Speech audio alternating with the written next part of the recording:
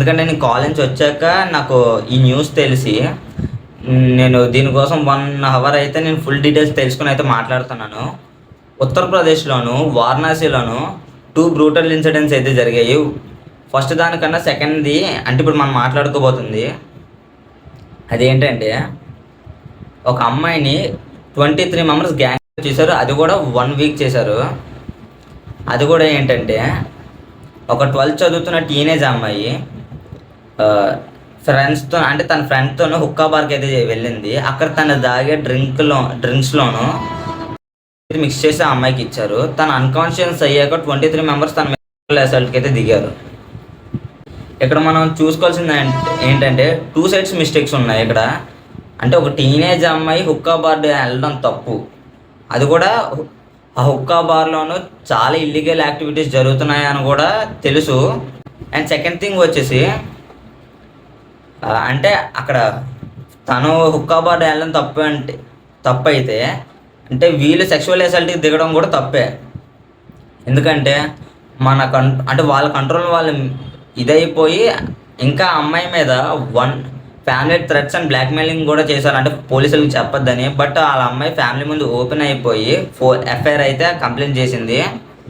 ఇక్కడ అక్యూజర్స్‌లోను 6గురిని అయితే అరెస్ట్ చేశారు.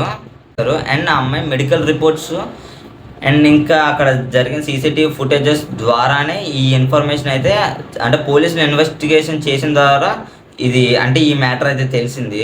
అండ్ మార్చ్ 29 నుంచి ఏప్రిల్ 4 లోపు అయితే ఈ మ్యాటర్ అయితే జరిగింది. మీరు అనుకోవచ్చు అంటే ఈడు కుర్రోడు అంటే ఈడు కూడా చిన్నపిల్లోడు కదా ఈడెందుకు మాట్లాడుతున్నాడు అని. అంటే ఇక్కడ ఏజ్ మనం అక్కడ చూసుకోకూడదు. అక్కడ జరిగిన తప్పు ఏంటి, ఏం జరిగింది అని మనం అక్కడ చూసుకోవాలి. అంటే ఇప్పుడు మిస్టేక్ జరగకుండా ఉండడం వేరు, జరిగిన తర్వాత బాధపడడం వేరు. నెక్స్ట్ ఏంటంటే అమ్మాయిలు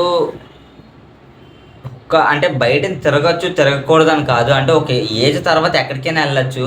ఫస్ట్ ఆఫ్ ఆల్ అంటే బయట నైట్ టైమ్స్ ఇలాంటి వాటికి వెళ్తున్నప్పుడు 1.5 అవర్కి లేదా 1 అవర్కి కానీ వాళ్ళ పేరెంట్స్కి ఎక్కడ ఉంటున్నారో ఇలాంటివి వాళ్ళ పేరెంట్స్కి అందజేస్తే వాళ్ళ పేరెంట్స్కి ఎలాంటి పెయిన్ ఉండదు. ఏంటంటే వాళ్ళ అమ్మాయి ఎలా ఉంటుందని. ఇప్పుడు చూశారు కదా, అంటే సరిగ్గా వాళ్ళ పేరెంట్స్కి ఇన్ఫర్మేషన్ ఇవ్వలేకపోవడం వల్ల, మిస్కమ్యూనికేషన్ వల్ల కొన్ని ఇలా సరిగ్గా వాళ్ళకి ఇన్ఫర్మేషన్ వెళ్ళకపోవడం వల్ల ఇప్పుడు ఎంత నష్టం జరిగిందో. అంటే 23 మంది గ్యాంగ్ చేశారంటే ఆ అమ్మాయిని, ఆ అమ్మాయి ఎంత బాధ అనిపించిందో ఒకసారి మీరే ఆలోచించండి.